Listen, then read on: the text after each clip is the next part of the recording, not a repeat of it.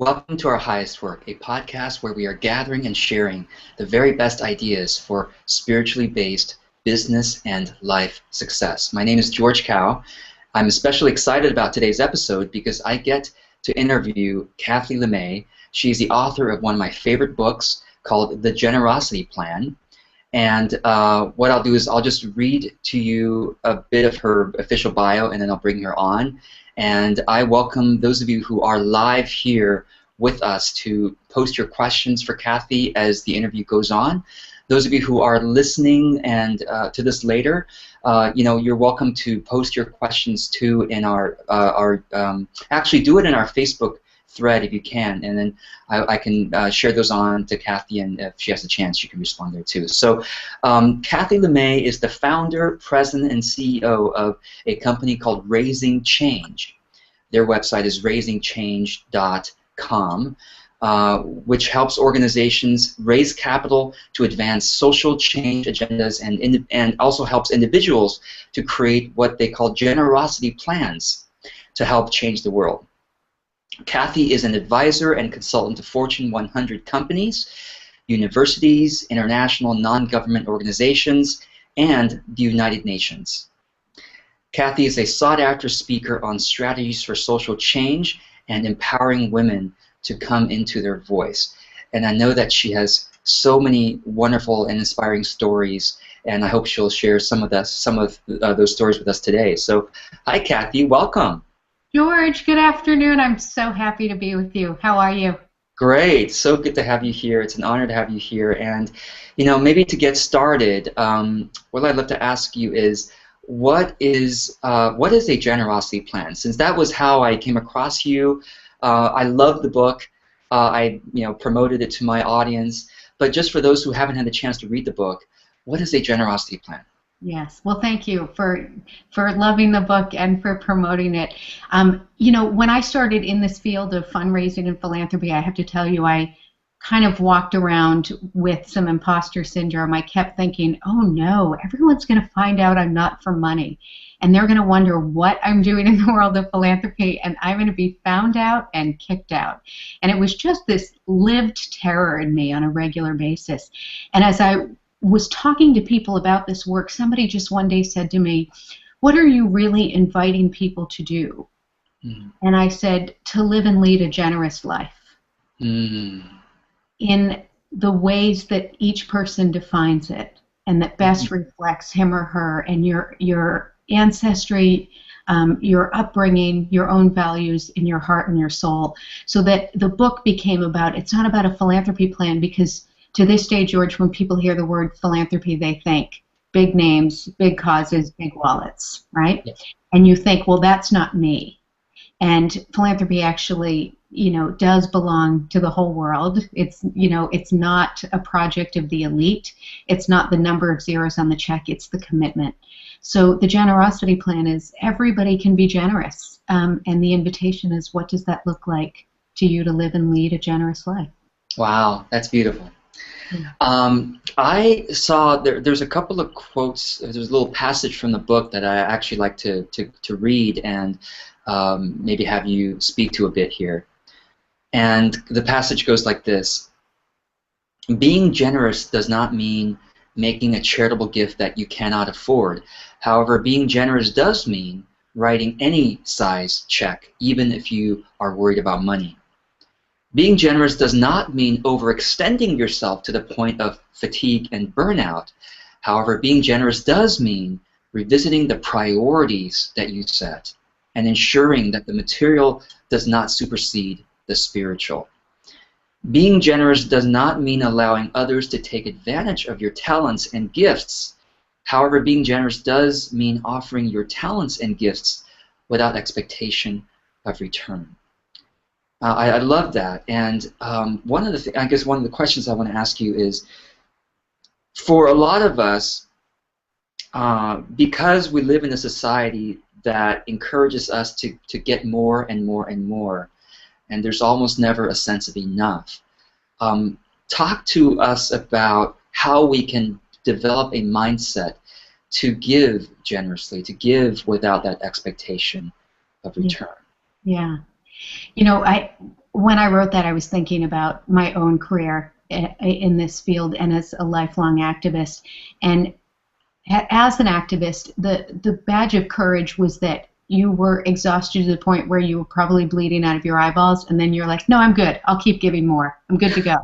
Now, I'm not going home because I'm committed to this. And if you set any limit at all, your commitment was questioned, because there was this attachment that if you were involved in giving back, that you should somehow suffer.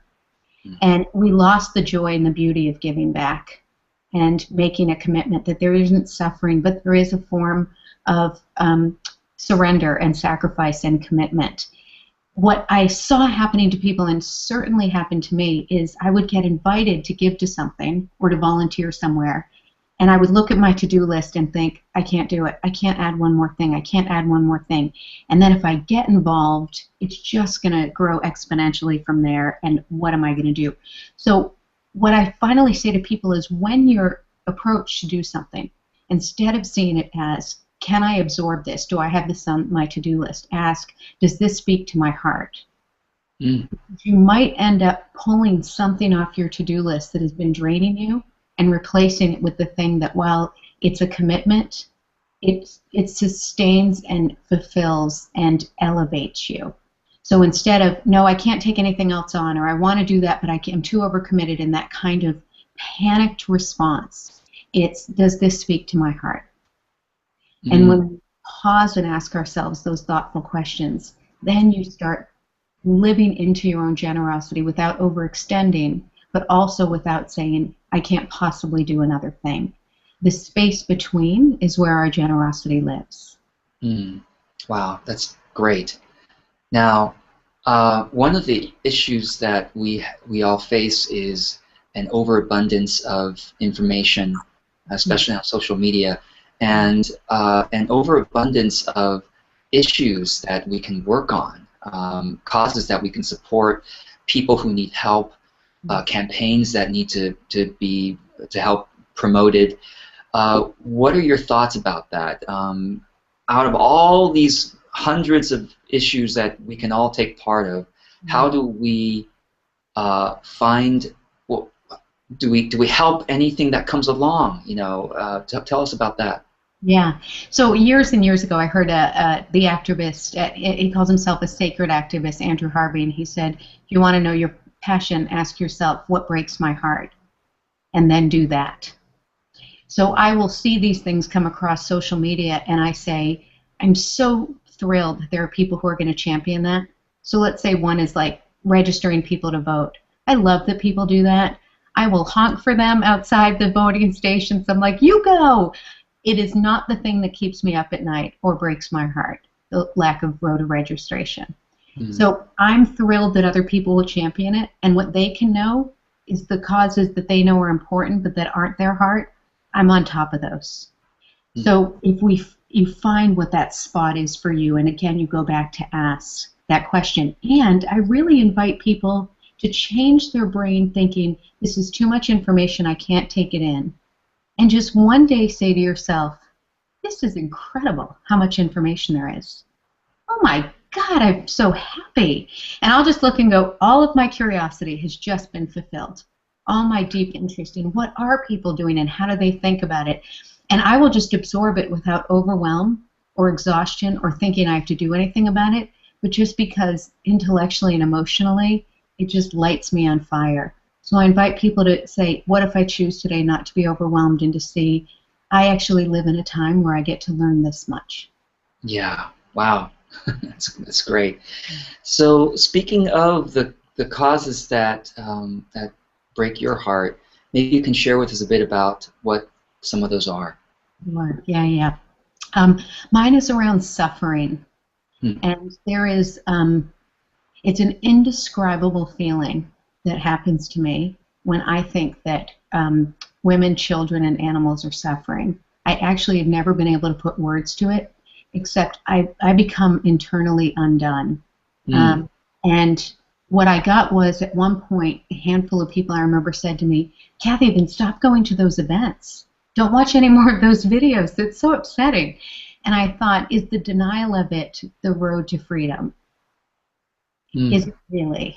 And I thought, if these animals and children and women have to go through it, do I have the courage to witness it and step up for it? And so what I found was that I won't overindulge in the images because it's a little bit too much on my heart, but I will watch enough so I have the knowledge, and then I will turn my despair into action. So I decided that I would take the thing that broke my heart the most and felt like my cells were kind of rupturing and pull it as close to me as humanly possible instead of push it away and say it's just too much. Because I think the breakthrough around social change is being able to be in the thing that causes you pain, but knowing you actually can do something about it in maybe small ways. But I got to tell you, having done this forever, I actually think the big projects are a mistake. I think it's the small, simple acts that are going to change the way the world works. So when anyone ever says to me, yeah, but I don't have that much to give, I say, I actually think you're the key. Wow. Yeah. Um, that is actually a mindset that I think a lot of us deal with, is the sense of, I'm not famous, I'm not rich, and I've been told all my life, who are you to do X, Y, Z? Mm-hmm. So speak to us more about this sense of, what can I do? What can I do? Give, even the money I give isn't millions of dollars. Right. So it's such a profoundly fascinating conversation, right? Because one is the thinking that somehow money will change heart, minds, and imaginations, which it won't, right? Right. If it Mm. had, probably we'd be there by now. In fact, it's starting to work against us. So we now know that money's not the liberation tool we all thought it was going to be. That's okay. Something about our being in your own humanity. And I have to say, I've written a bunch of big checks, not what millionaires write, but big for me, and I've done a ton and all of the stuff that I love. But it is the things that I do that no one sees that are the best of my humanity. It is the quiet ways that I acknowledge people on earth who to many people are invisible or not seen. And it is the small, gentle acts that I think create DNA shifts in the world. And I'll tell you a story about this woman I know who runs this incredible nonprofit called the Lollipop Theater. And she learned that children who are in hospitals and are terminal and in ICUs cannot see these movies that they want to see that they're seeing advertised, like Monsters, Inc. or blockbuster kids movies that are coming out. And they won't live long enough for after it's released in the theater for it to come on video. Right. So she knocked on doors forever and got studios to actually give her the movie frames, which she has to hold on her lap on flights and sign her life away. And she'll go to these children's hospitals, and they do stanchion ropes and red carpets, and the kids get to tear tickets, and they do popcorn and the whole thing. And she remembers doing one at a hospital in Boston, and 5 kids came to it. And this one mother said, "You actually just gave my son the one thing I could not give him." And she flew back the next day, with the movie, on her lap, and 2 days later got a call from the nurse at that hospital saying that that boy had passed away. Oh. And that the last very thing that he wanted, to see that movie and feel like he was in a movie theater, was granted to him. Wow. One day after that, George, she's in LA having lunch with a donor who is interested in funding this. He says to her, "What does that cost to do that, to get there, to go?" And she said, "Well, the flight, the hotels, all of that is about $5,000. And he looked at her and said, "Well, that's not a very good return on investment for 5 children." And she called me and said, "What am I supposed to do?" And what I have gotten, as I've been in this field a while, is we have been told that if something's not big and scalable and replicable, that it's not powerful and meaningful. That we would ever come so far away from thinking that these 5 awesome kids who could teach us more about courage than I could ever teach a person got to see a movie and their parents got to witness their children enjoy. There is no price tag for that. And the small, simple things we do is where we're going to have the great breakthrough. So teaching someone to read, feeding someone at a soup kitchen, going and spending time with someone at a rest home who has no family who's visiting them, that is the very best of social change. It is not just what the Bill Gates Foundation is doing and how many millions of people will get polio shots and these endless ways in which we've created this heart work as an industry and as a profession and not a purpose. And that has people, George, feeling I don't have enough. And I will counter to the day that I die this new culture that has told people that sitting down with somebody who's on the street and saying, I don't have $1 to give, but I wanted to say hello and see how your day is. That is as important, if not more, than somebody writing $1 million check. Mm. And if people can know this in their souls and be proud of it, just watch out what we're going to unleash. Wow. Yes, yes. I feel that when we do something, when we feel empowered for doing something so-called small and knowing and believing, imagining the ripple effects that go beyond what we can see, yes. When we feel that sense of empowerment, we do more of these kind, generous, small acts. Yes. And I think that when others in our life, our friends, family, people on the street see us doing these small acts, mm-hmm. that sense of, oh, wow, even that can make a difference, spreads. Right? And ripple effects truly are much greater. But when we think, oh, if I don't have $1 million to give, I can't give, this sense of disempowerment also spreads to say, well, I'm just going to go to my job, come home, I'm just going to run my business because my business is not a $1 million business. I'm just going to run my business and then be good to my family and that's it. The sense of disempowerment also spreads, right? Yes, that's exactly right. And when people say, well, it's only $25 and look at how much money, Kathy, all these nonprofits have. And I say, okay, so every single person who gives $25 stop tomorrow. Guess where we'd be? Guess the amount of trouble things would come to a screeching halt. And if you can see money as an energy, every time you move any energy towards making a difference or helping someone in need, that just took up more space on the planet than doing nothing. Every time people do, we have this great 5K in my hometown, and we have 5,500 runners. We're not a big town. We have 5,500 runners running for our domestic violence shelter.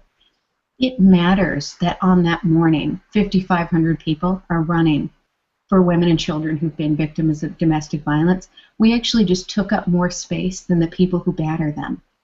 Mm.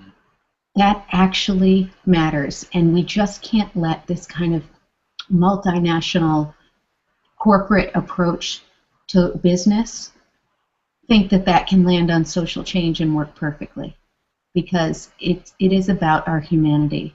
And when we access that, here we go. Yes. So I already have a question from the audience, and I want to thank you, Kent Favor, for posting the question. And those of you who are watching live, this is a great time to ask your questions of Kathy. She is an expert not only in doing effective activism, but also helping nonprofits raise money, helping individuals like us create more thoughtful and productive giving and activism plans in our life. So Kent Favor says, how about handing out gift cards at Walmart, to people online? Is that appropriate? Is that not? Your thoughts on that? That's a great idea. I always like to do things to people that how it would feel respectful if it were done in return to me. Mm. So instead of handing it to someone as though, do you need this? Can I help you? If it's about you giving from your soul, say to people, today I woke up and wanted to show up and step up for someone else, and you're my person today. May I gift you this? And the person's like, sure, okay, great. Because it's not looking down on someone or assuming they need a handout or they need help, but it's saying, this is actually in service to my own soul, and I'd love for you to be a part of this with me. When I give money to people who are in the streets, I don't put it in a little bucket. there's something about that that seems so unbearably odd. So I say to them, can I hand this to you directly? Is that okay? And every time the person will say, of course, and then that moment where we touch hands and they look at me and say, either thank you, God bless you, whatever presents for them, and I say, oh, it's my pleasure to know you. Thank you. Yeah. Giving someone the chance that they're not always a recipient, but that it was a gift for you to get to engage with them. How that transforms how someone sees themselves is pretty extraordinary. Yeah, yeah.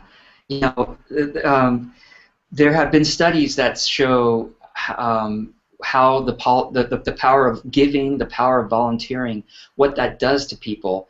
You know, I'm not recalling the exact source, but a study about how people who are feeling depressed or down, if they do volunteering, it has a powerful effect, maybe even more than medicine can, in terms of a long-term effect on giving. So maybe you can speak to that a bit about how when we give truly from our heart, there may actually be a bigger benefit to us than to the person receiving. Of course, there's a big benefit there, but the sort of the power of the win-win, and it's not just me giving, I'm losing, that person's winning. So talk about that a little bit. Yeah, boy, there's something about serving. In the course of my life, when I've needed to get out of my own way, you know, and there's a million self-help books, and those are great, and they serve a function.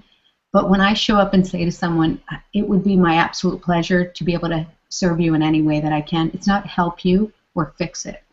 But there's something that happens to you kind of in your cells when you serve another person, and then you see how much possibility there is for connection.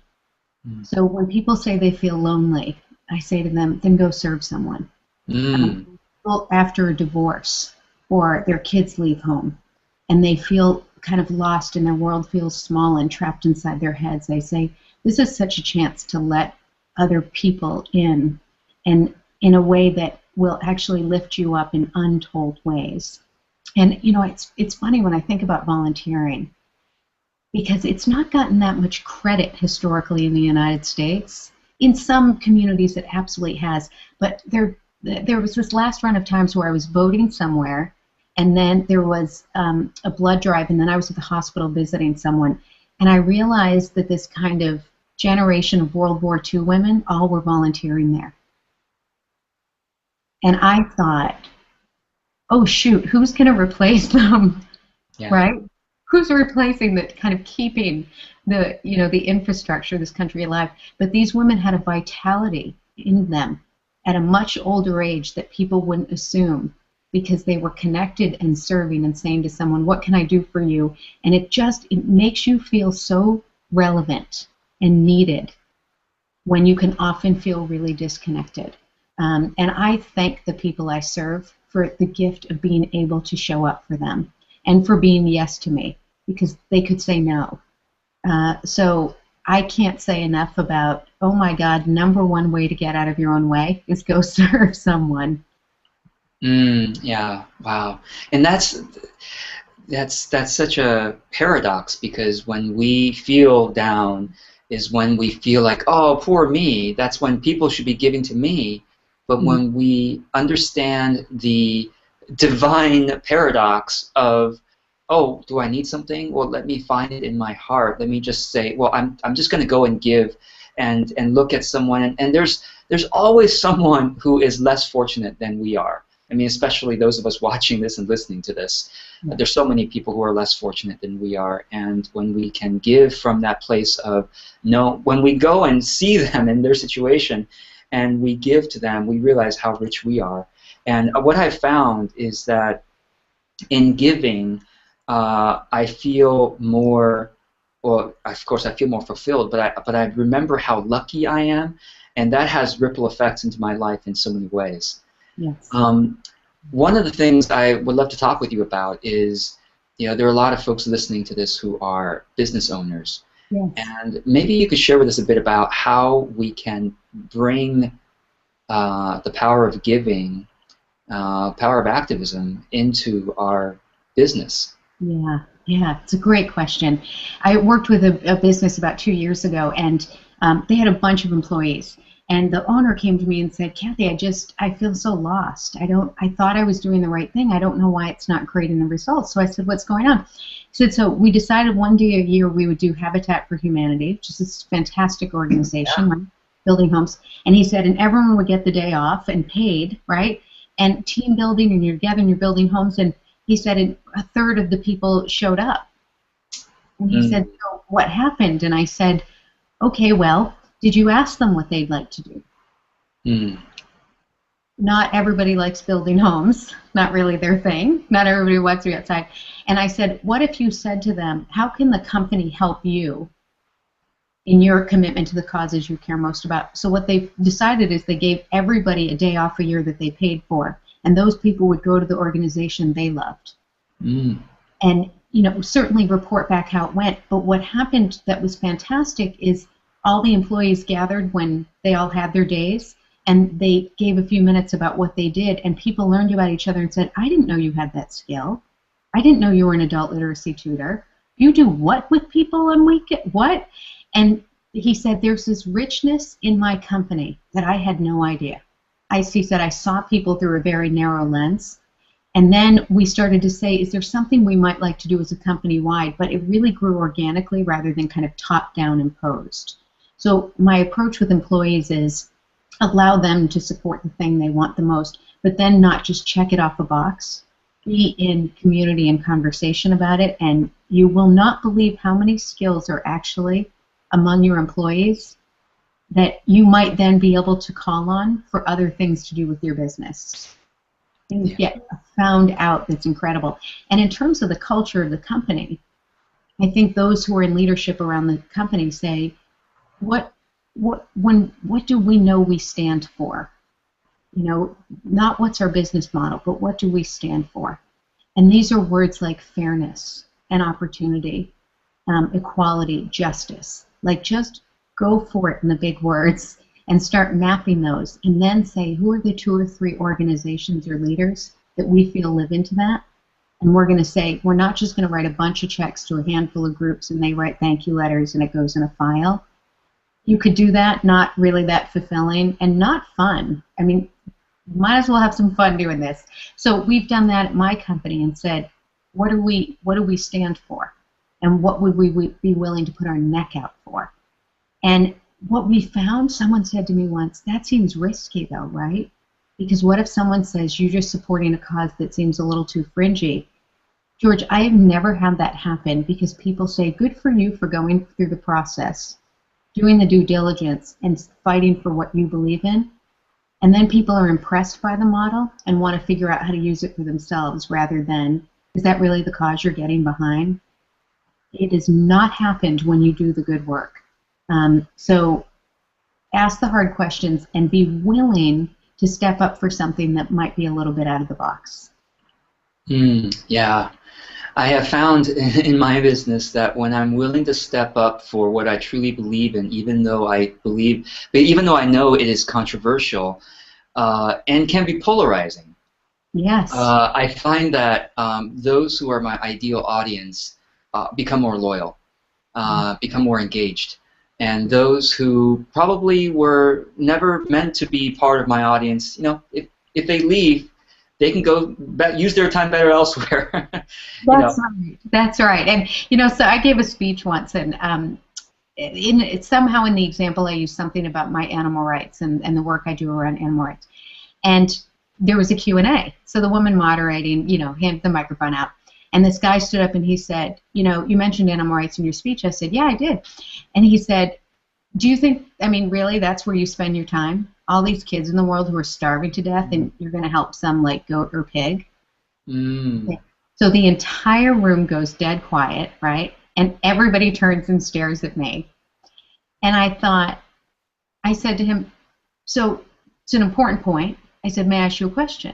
And he said, yeah. And I said, can you tell the audience what you're doing for starving children these days? And of course it was nothing, right? Of course. He said, well, that's not really the point. I mean, the point. And I went, okay. Okay, next question. Because when you have found what you care about and you champion it, and you're there to stand for animals or people who are less fortunate or who are in need. People who have found theirs are happy for you and proud of you. Mm. And I feel the same way about somebody finds their cause and I just do the jig for them. I'm so thrilled. It doesn't have to be mine. I want them to find what their heart is. The naysayers and the people who will push back, I'm going to go ahead and tell you now, they haven't found theirs.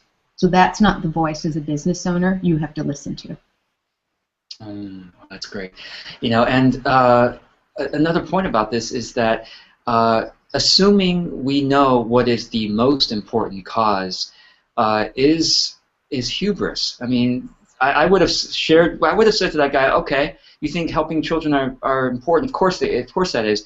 What are you doing for global warming? If you're not doing anything for global, we might not even have a globe for the children to do anything. And so it's like, well, every issue can be said to be a bigger issue than the other. I mean, with animals, I have great passion for animals as well. I think with animals, if we treat them well, it does something to the human heart that then translates into goodness in so many areas of life, and so, yeah. And it does come, in a culture that is struggling a bit with civility and treating people with respect and honoring where they're at, even if you don't like it or you disagree. And that's the humanity piece, is respecting the choices. I was a history major as an undergrad, and one of my favorite quotes is, "I may not agree with what you say, but I will defend until death your right to say it." Mm. What I often hope people do is that they're proud of me for stepping up. They're happy for me that the heartbreak, that I've turned it into positive action, and that I'm really committed to doing the right thing on behalf of animals as often as I can. And I will be someone's biggest fan for what they care most about. But that sign of respect, we want to make sure that's at the forefront of giving back. That's great. That's great.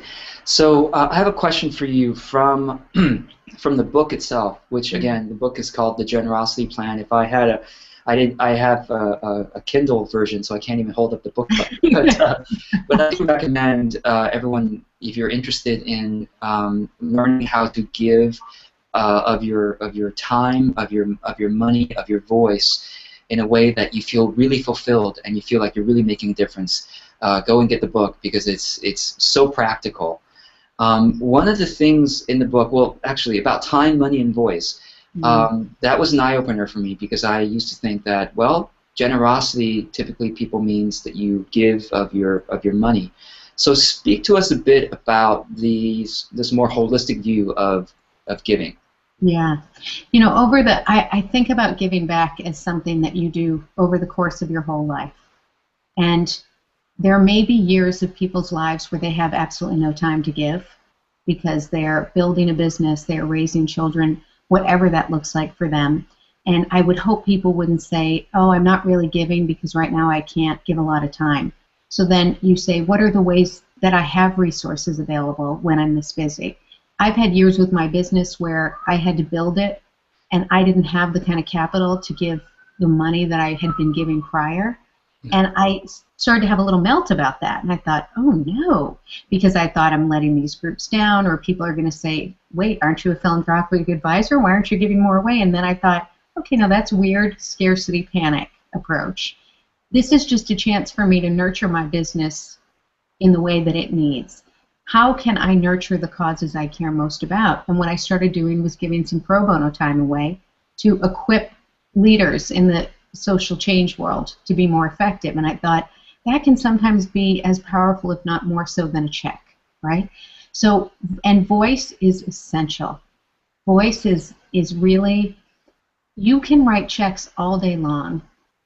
If your voice and your heart and your spirit is not in it, it's a check that gets cashed, and that's what it is. And somebody spends it and it gets moved. But without voice, I think the rest of it is just a transaction and not a breakthrough. So what I say to people around voice is to find what your social change voice is. Ask yourself those questions. What breaks my heart? What fills me up? What gets me up in the morning? What keeps me up late at night? If I could do one thing about the cause that I care most about, one thing, what would that be? And I remember working with a woman once, and she said, I don't know, Kathy, if I can change the world, but I think I can change one life. Does that matter enough? Wow. And I said, can you imagine what it will mean to that one life? Yeah. And all of us can look back, George, on our own lives and remember that one person or two people who, if they hadn't come into our lives in the moment that they did, we might not actually be where we're at now. Yeah. And you can be that to another human being. That's a great life to live. Oh, that's beautiful, beautiful. One of the concerns that I've had in giving money is the idea that am I creating dependence in someone else? Am I, giving them a fish when I should be somehow helping them learn how to fish? And I think this question can be asked both in terms of giving to the homeless, person on the street, or giving to an organization. Sometimes I wonder, with organizations that are doing charity in the world, if we're giving to them, are we somehow even perpetuating their need to exist? Is that somehow even perpetuating the problem? Yeah. So as someone who has thought a lot more about this, please share your thoughts on it. Thank you so much for bringing this up. It's a really important conversation to have that most people want to avoid, so I give you a lot of credit. One of the problems I even have in my own field on a macro level is that by doing so much as individuals and nonprofits kind of filling the gaps and the needs in communities, that we let government off the hook. That they don't have to quite take the tax money and help the elderly or people who are disabled or children in need of food stamps because they see individuals stepping up so profoundly. So I often wonder if the whole sector is enabling the government to not keep a commitment to the most fragile of its citizenry. And so I definitely have a problem with that, right? And I talk about that and say to people, I don't think there's an answer. I think it's about having the conversation and unfolding what could be together. About giving to nonprofits, what I do is I ask them, do you feel you're actually making headway in solving this problem? Do you think you're the kind of group that needs to be around forever? Or do you think you just need to be around for a finite amount of time, help solve this problem, and move on? It's funny because no one would ever say to a university or a hospital, are you going to wrap up soon? Yeah. Right? Why? Because we know that we need hospitals and universities as our infrastructure to educate and care for people when they're sick. In the same way, we need groups that hold people together when government administrations change and policy changes. So many of these groups actually need to be around for the long haul, but make sure they can answer that. Make sure if you don't have confidence, someone said to me recently, a donor friend, she said, I worry that I'm just building an institution and not fulfilling a mission. And that is a smart question to ask. And I said, if that's on your mind, then you need to bring it to the group. And if they can't answer in a way that gives you confidence, then maybe that's not where you should be. So I know when I support Women's Human Rights Group, this is not a problem that's going to solve itself by next summer. Turns out we've got a little work to do globally on how women are treated in the state of women. So I'm in this for the long haul, and I'm happy to build institutions around it because we need to. The question about giving one-on-one is the question, I think, of intention. Is the intention to make sure this person shouldn't be homeless anymore?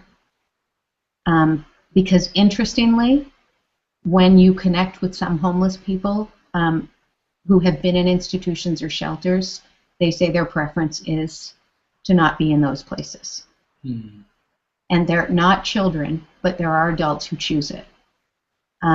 Maybe they would choose a 2-story home, but who knows, right? And I respect where people tell me that they're at rather than, no, you don't know that. Let me guide you.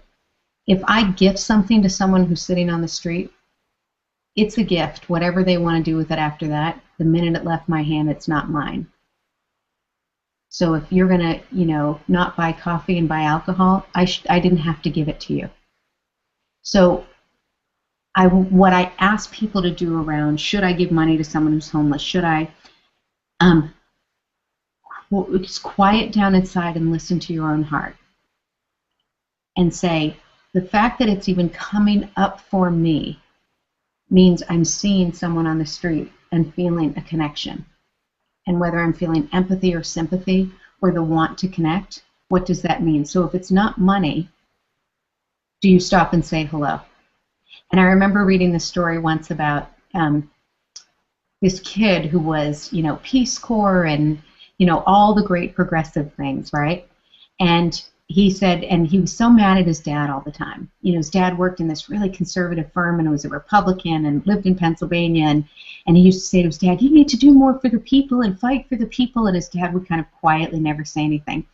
And he said, I once went to go visit my dad to tell him I was engaged to my soon-to-be wife. And he brought me to work, and we went to lunch, and I stayed there. And then on the way home, we were taking the train home. And he said, and we're walking down the path, and every person who was homeless called him up by first name, and he responded to first name and asked them, hey, did you ever get that? How was that yesterday? How was today?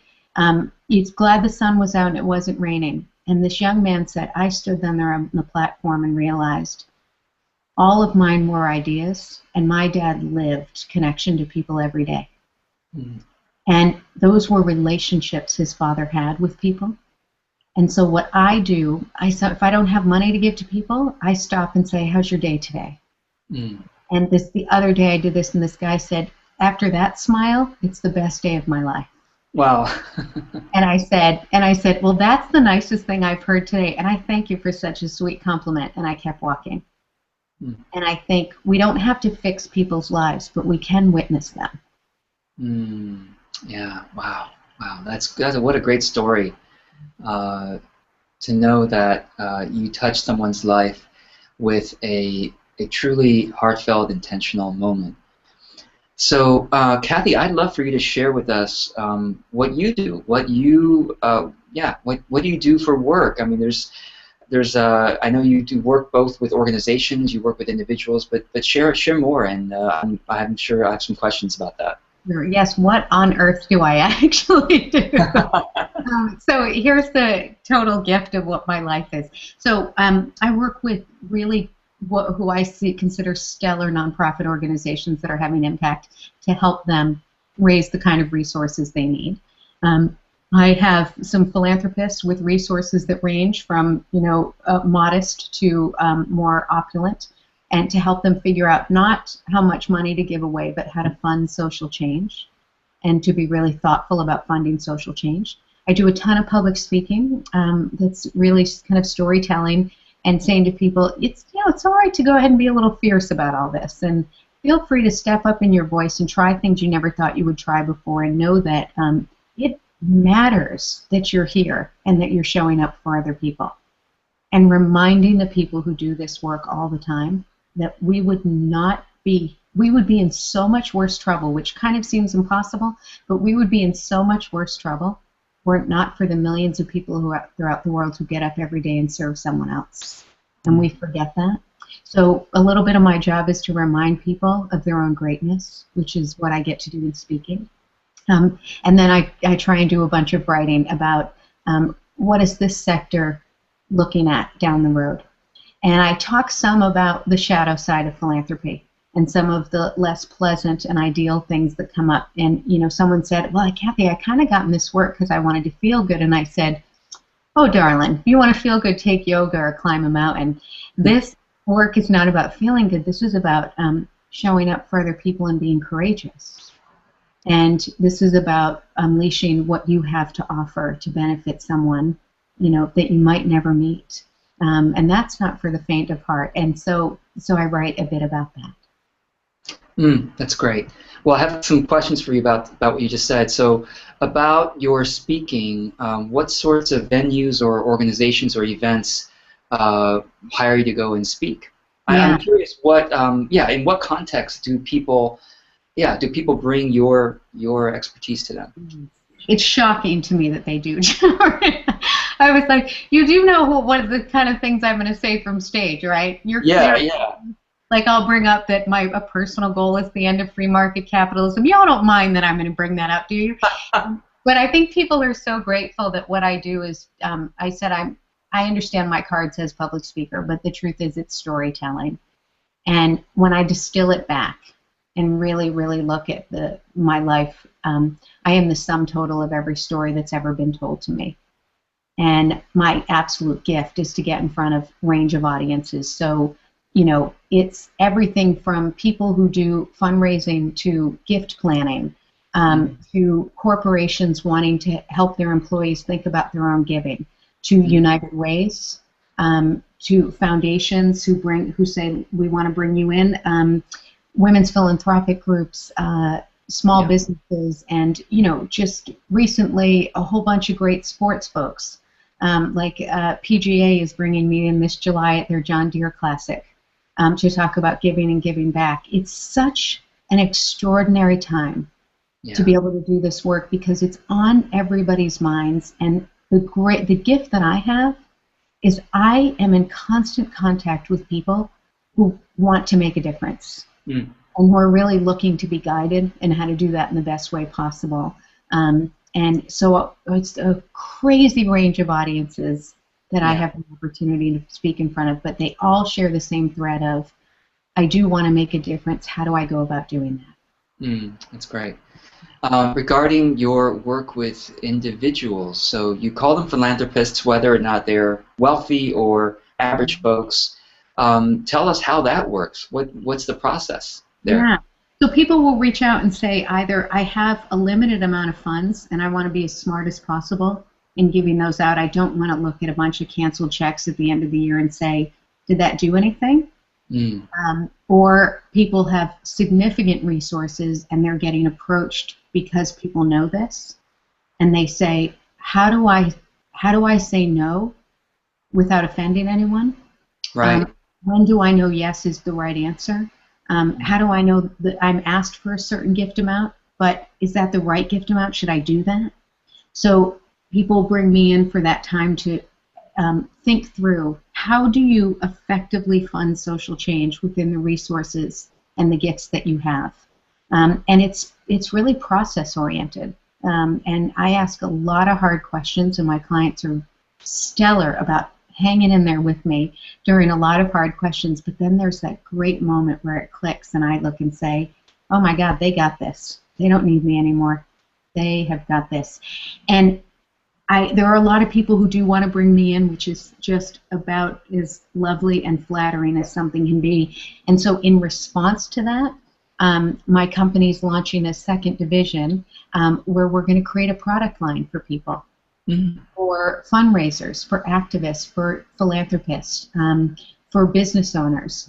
And it will just be these great little podcasts and videos and some PDFs, and really affordable to help you figure out, okay, I just want to figure out how much my business is going to give away this year. And I don't want to necessarily hire a consultant and pay this fee, but maybe I can get my thinking going through this very simple bundle of products that I can download and do with a couple of other people. So we've created that after 15 years of doing this, and someone said to me, just about as great as you can imagine, she said, I'm so pumped after you left, this is so great, but now I want a pocket Kathy. I want you with me wherever I go. And so someone said to me, oh my God, you have to build that for people. So we're now designing products to help people have that breakthrough that they're seeking. And where can folks find out information about this? Yeah, so we're going to launch this July 1st, just a handful of days before July 4th here in the U.S. So if people want information about it, they can send an email to info@raisingchange.com. They'll be added to a listserv. We'll give a bunch of free product because I want to make sure people think that was really helpful and a good use of my time, and I learned something before they'd ever, purchase anything. So they'll get to sample it all out before to help them make the best decision. Yeah, no, this is great. Yeah. I love that your business is so, well, it's all about helping the world. It's all about serving causes that fuel the goodness of humanity. And so I feel like I always love to support businesses like that, and so I'm looking forward to checking out the product when it comes out. Maybe you could speak a bit to how social change can be effective. So when you talk with organizations, nonprofits, causes, campaigns, what are some common misconceptions that they have about how to make a difference, how to get their message out, perhaps, or how to really make a change?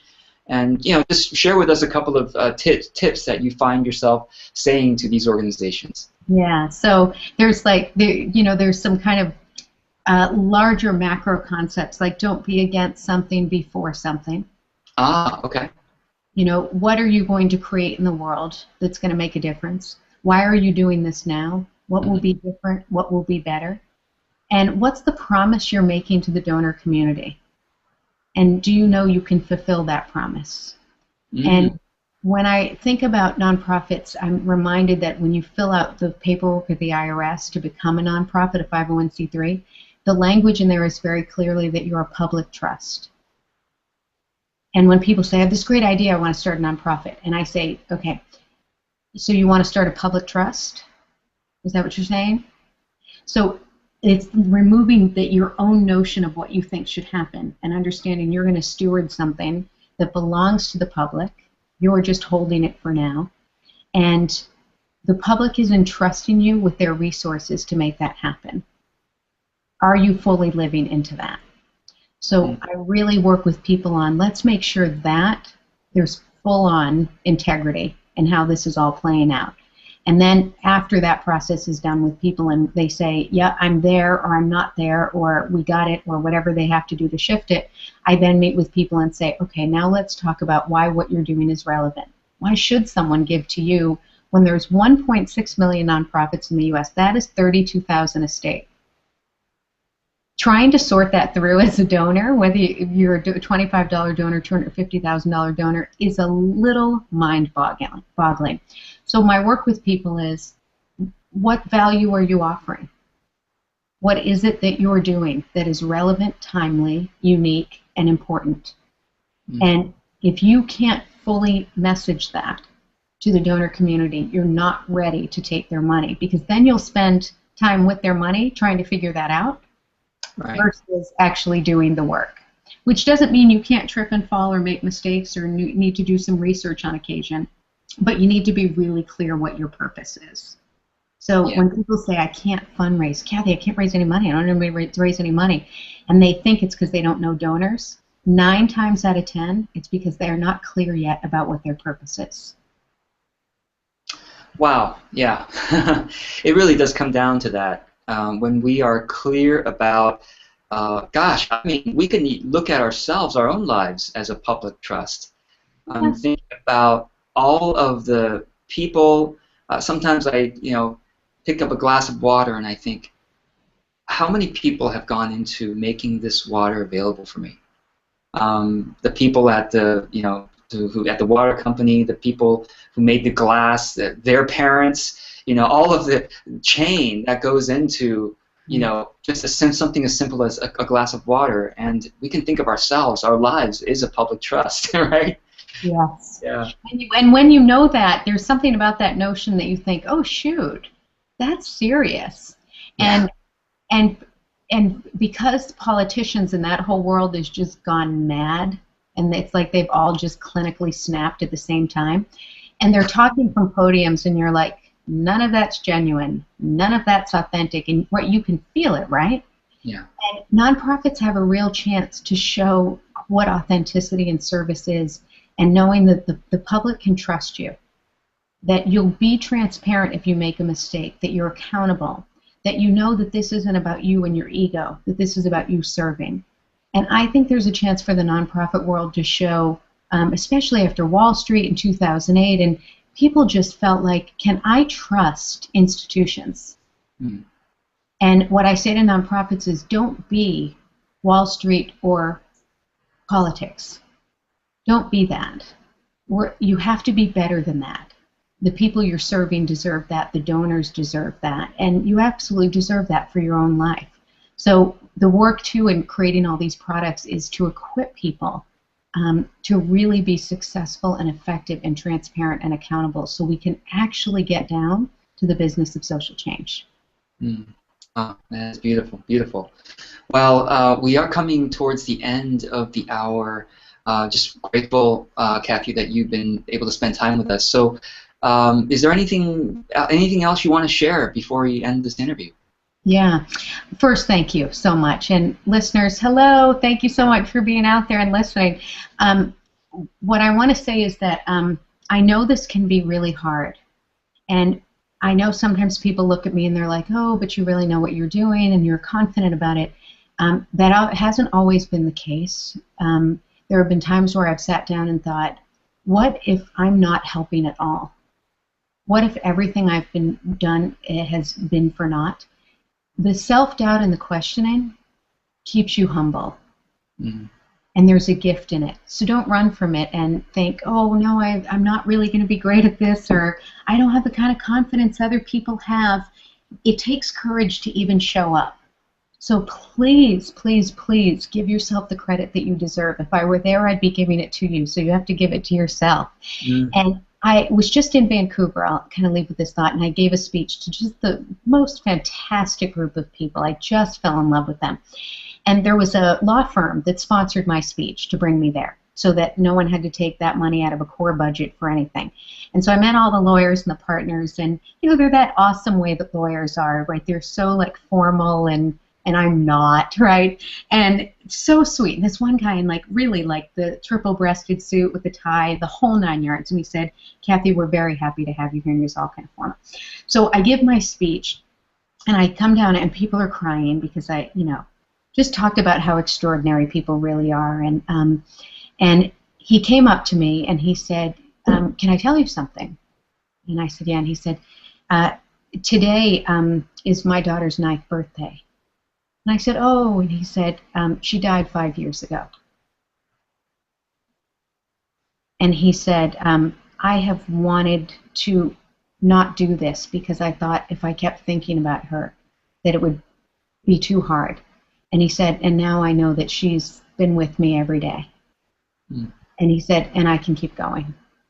And he leaned over and he gave me the hugest hug. And he said, thanks for the reminder.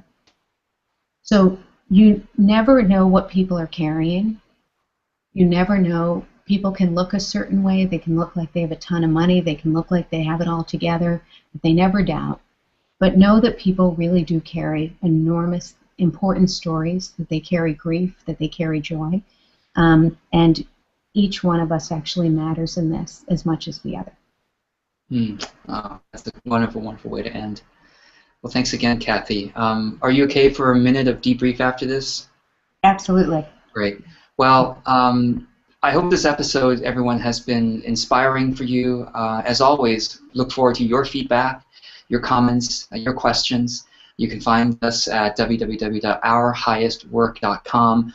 The comments thread for this particular episode will be ourhighestwork.com/26. This is episode 26. So until the next episode, I wish you well. Keep your thoughts positive and keep your heart open. Till the next episode, see you then.